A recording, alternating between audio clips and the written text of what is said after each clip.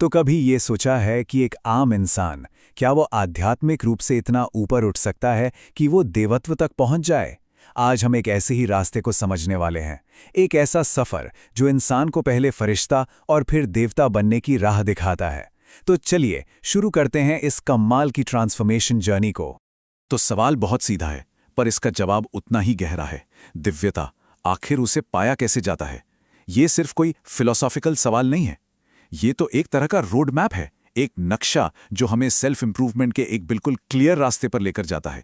देखिए, ये पूरा सफ़र जो है ना, ये 3 मेन स्टेजेस से होकर गुजरता है। सबसे पहली स्टेज है ब्राह्मणावस्था।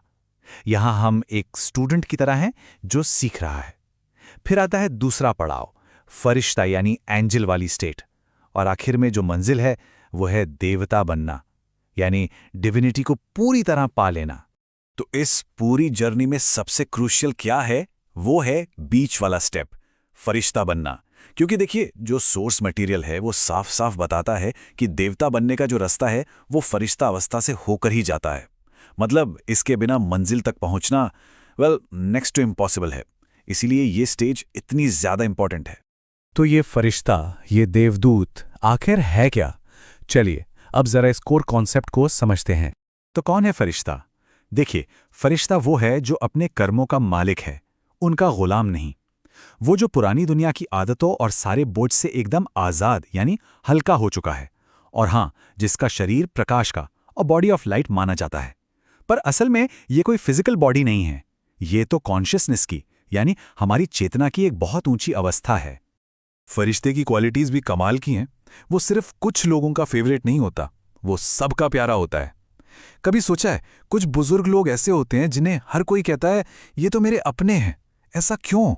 क्योंकि वो सबको अपनेपन का एहसास कराते हैं। बस यही तो फरिश्ते की निशानी है, सबके लिए प्यार और एक नेचुरल हल्कापन। ठीक है, तो सवाल ये उठता है कि इस स्टेज तक पहुंचा कैसे जाए? इसका जवाब छिपा है हल्केपन की प्रैक्टिस में, जिसे अशरीरी बनना भी कहते हैं।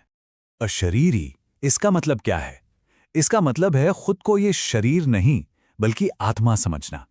इसको ऐसे इमेजिन कीजिए जैसे कोई एक्टर स्टेज पर अपना रोल प्ले कर रहा है, पर उसे अंदर से पता है कि वो ये किरदार नहीं है, ये तो बस एक भूमिका है। बस वैसे ही काम करते हुए भी अपने शरीर से एक तरह की डिटैचमेंट महसूस करना, यही वो मेंटल अवेयरनेस है। और इसकी प्रैक्टिस जो है वो बहुत सटिल है। जैसे ब्रह्मा बाबा के बारे में बताया जाता है कि वो किसी से बात करते करते भी 1 सेकंड में अशरीरी स्टेट में चले जाते थे।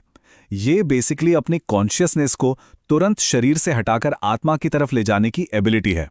और ये जो अंदर की स्टेट है ना, ये सिर्फ अपने तक नहीं रहती। एक कहावत है कि आध्यात्मिक प्रकाश एक बार जलने के बाद छिपाया नहीं जा सकता। बिल्कुल वैसे ही जैसे अंधेरे कमरे में एक जलती हुई माचिस की तीली छिप नहीं सकती। इसका असर, इसका इन्फ्लुएंस दूसरों पर भी पड़ता ही पड़ता है। इसे आप छुपा नहीं सकते। लेकिन इस रास्ते पर 2 बहुत बड़ी रुकावटें भी हैं, देहभान और देह अभिमान। असल में यही वो बोझ हैं जो हमें हल्का होने से रोकते हैं। और इन दोनों के बीच का डिफरेंस समझना बहुत जरूरी है।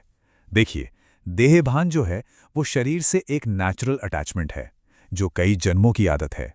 लेकिन देह अभिमान, ये एक बहुत सटल ईगो है, एक तरह का घमंड जो अपनी किसी स्पेशल टैलेंट या स्किल की वजह से आता है। और ये ईगो खास तौर पर तब आता है जब कोई स्पिरिचुअल पाथ पर आगे बढ़ता है। तो ये देह अभिमान प्रैक्टिकल लाइफ में कैसा दिखता है? ये तब आता है जब मन में ऐसे ख्याल आने लगें कि अरे मेरा भाषण तो बहुत इफेक्टिव है, या चीज़ों को हैंडल करने की मेरी एबिलिटी तो सबसे बढ़िया है, या जिस तरह से मैं कोर्स कराता हूं वो तो बेस्ट है। ये अपने ही किसी खूबी से जुड़ा एक बहुत ही बारीक अहंकार है।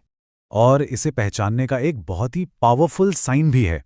जैसा कि कहा गया है, अभिमान की निशानी ये है कि किसी को कितनी जल्दी अपमान महसूस होता है। मतलब जिस इंसान में अभिमान होता है ना, उसे बहुत जल्दी बुरा लग जाता है, वो बहुत जल्दी ऑफेंड हो जाता है। और ये जो फीलिंग है ना, मुझे ठेस पहुंची, इसी से जन्म होता है गुस्से का। तो अगर कोई इन सब रुकावटों को पार करके फरिश्ता बन जाता है तो रिवॉर्ड क्या है, क्या मिलता है? चलिए अब फोकस करते हैं इस जर्नी के अल्टीमेट रिजल्ट पर। और यहां एक बार फिर से इस बात को हाईलाइट किया गया है, फरिश्ता बने बिना गोल्डन एज में हाई डीएटी स्टेटस मिलना पॉसिबल नहीं है। हो सकता है स्वर्ग में एंट्री मिल जाए, पर वो जो हाईएस्ट पोजीशन है, वो जो सम्मान है, वो हासिल नहीं होगा। तो जो लोग इस फरिश्ता स्टेज को हासिल कर लेते हैं, उनके लिए रिवॉर्ड्स भी बहुत स्पेशल हैं। उन्हें आने वाले गोल्डन एज में एक बहुत ऊंचा पद मिलता है, एक रूलर का पद। वो रॉयल फैमिली का हिस्सा बनते हैं और उन्हें राजशाही का ताज और तिलक पहनने का अधिकार मिलता है, जो उनके डिवाइन स्टेटस का सिंबल है।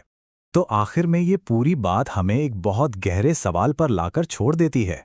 लगाव और भारीपन से भरी इस दुनिया में हल्का होने का असल में मतलब क्या है? सोचने वाली बात है ना?